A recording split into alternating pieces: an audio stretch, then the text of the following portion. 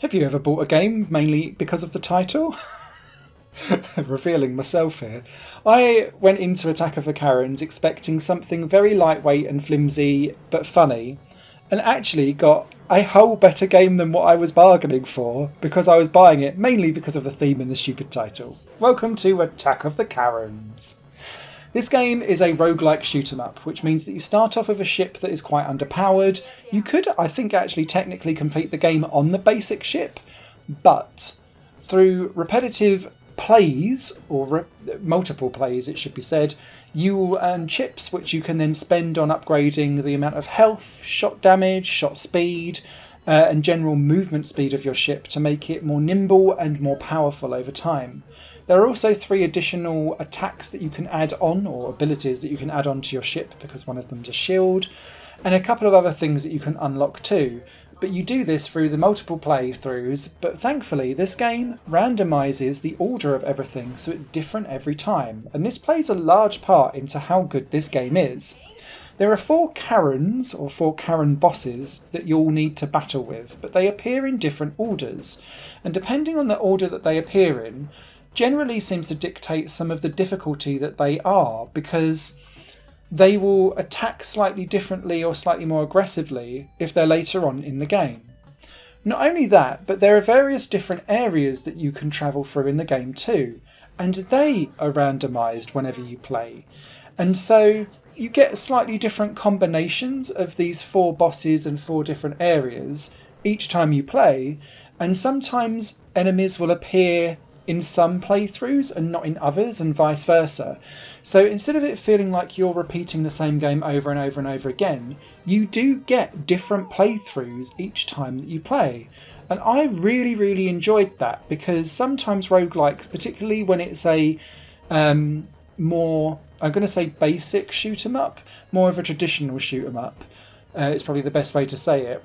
This could have got quite boring, but it never did for me, because each time I played, something new was appearing or coming in a very different order, and therefore was probably like juiced up to provide more firepowers quicker and faster at me.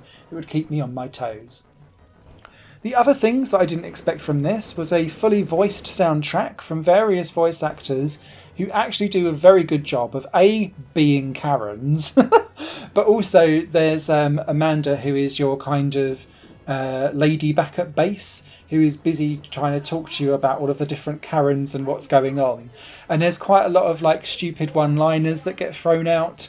Amanda made me laugh as well, because like there's one where there's an influencer Karen, and she's like, oh, let's look at one of their videos, and then it starts off and she's like, Jesus Christ, I can't even.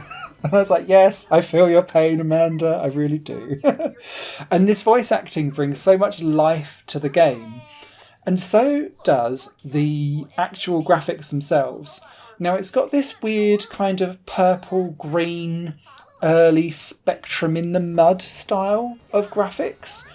But there's surprisingly an awful lot of character and charm, particularly with the Karen bosses themselves.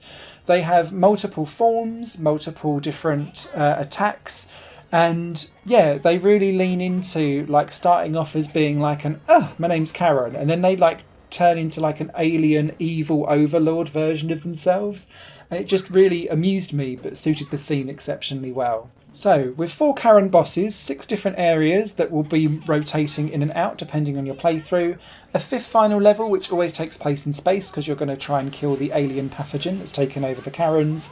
There's 40 upgrades to your ship.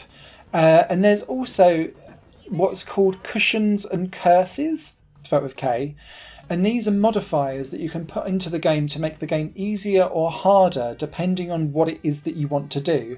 And quite a lot of the Steam achievements are related to that, so that you can try like a really extreme hard version of the game, or you can do like tourist mode, which is where you put on all of the cushions, which is things like I'll auto replenish my life over like the course of a minute and things like that. So if you are coming in here for the lols rather than the actual shooting up, you've got all of these cushions that you can add in to make the story easier and more fun and more digestible, so that you can enjoy the humour and comedy that's involved in this game. However, if you're here from a shoot 'em up perspective, turn on all the curses, and you will be challenged because it will fire an awful lot at you.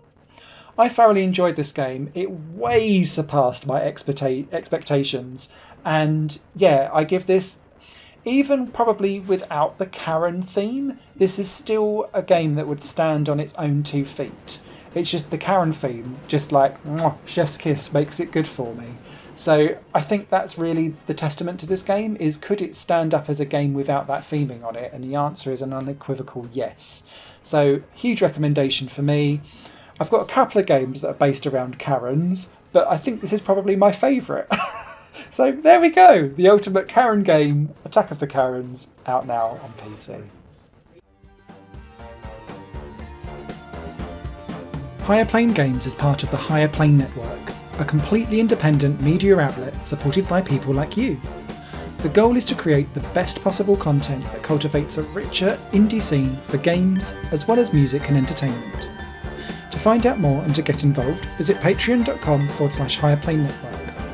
Your support makes all the difference, and in return you'll gain access to bonus content and downloads. Thank you for watching.